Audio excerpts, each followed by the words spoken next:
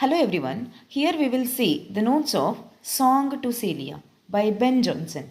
Song to Celia, better known as Drink to Me Only with Thine Eyes, is Ben Jonson's famous love song, first published in his 1616 collection, The Forest. This poem to Celia is belongs to the collection named The Forest. The poem's speaker tells his beloved that her love is sweeter, more intoxicating, and more life giving than even the nectar of the gods. Here, speaker, the poet is a speaker here. He speaks throughout the poem, but the listener or the audience, the beloved Celia, never speaks any word throughout the poem. This is called as dramatic monologue, such sort of literature.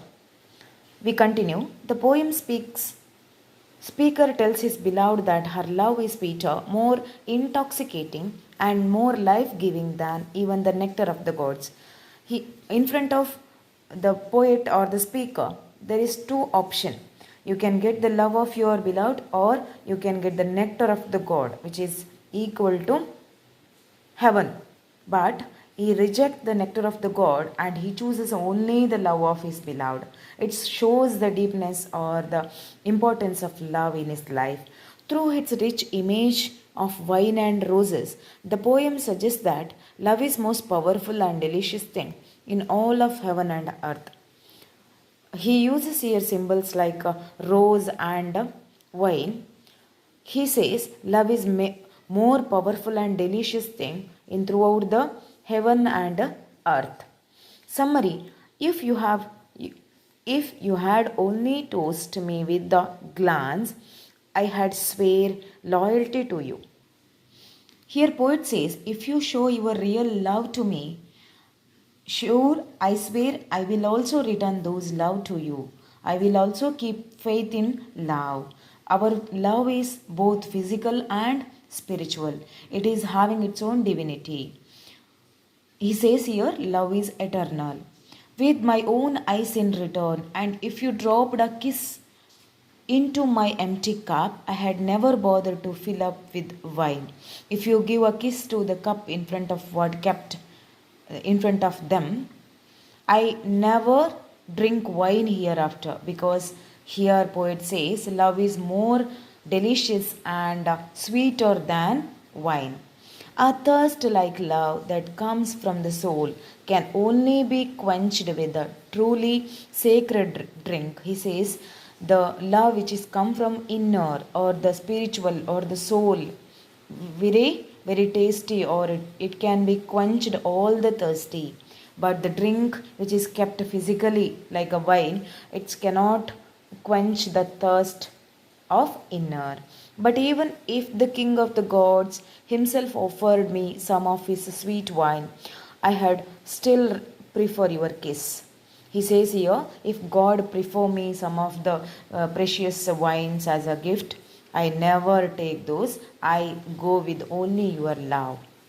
Not long ago, I sent you a crown of roses, not so much as a gift for you, but as a gift for the roses.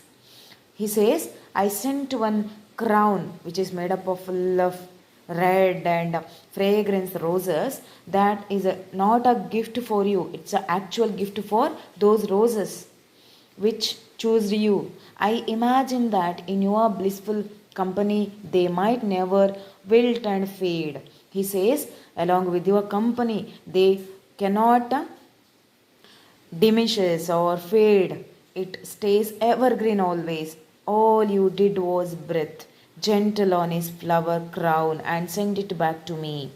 What you smelled it, you breathed those smell of the flowers. When you see or when you come to near me, those smell of red roses. But because of your breath, it comes to near me also. I am also blessed by those. On his flower crown and send it to back to me. Since then, I swear, the crown is still fresh and growing and does not smell the rose, but of you. He says, why roses smell so fragrantly? Because of you. Your love makes all these. And I swear, I know the crown still fresh. Why crown is still fresh? Because crown is with you. You are evergreen, like our love. So the red roses also will be the evergreen. It never fade. Themes of the poem. The power of love.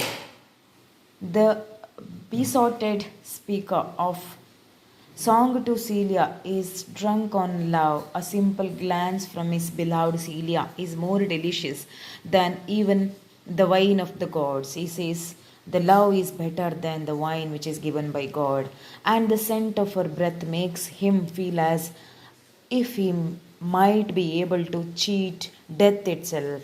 He says the smell of rose when it come out from the breath with the beloved. To this speaker, the intoxication of love is a pleasure beyond anything in heaven or earth, and it has the power to transform an ordinary mortal into a goddess. The intoxication of the love is better than the pleasure or happiness in the heaven or earth. Then he says, love can change an ordinary man into the goddess. Symbols, the rosy wreath. The rosy wreath, the speaker sends Celia into the second stanza, is a symbol of undying passion. Flowers are common symbol of love and none more as so than roses. Here says flowers are more common symbol of love anywhere. But here Celia also stand like a symbol of the poem. Rosy wreath. It says the deepness of the love or the attraction of the love or the eternity of the love or divinity of the love. If you like these notes, let me know in the comment box. Also, don't forget to hit like the button. Also subscribe my channel. Thank you.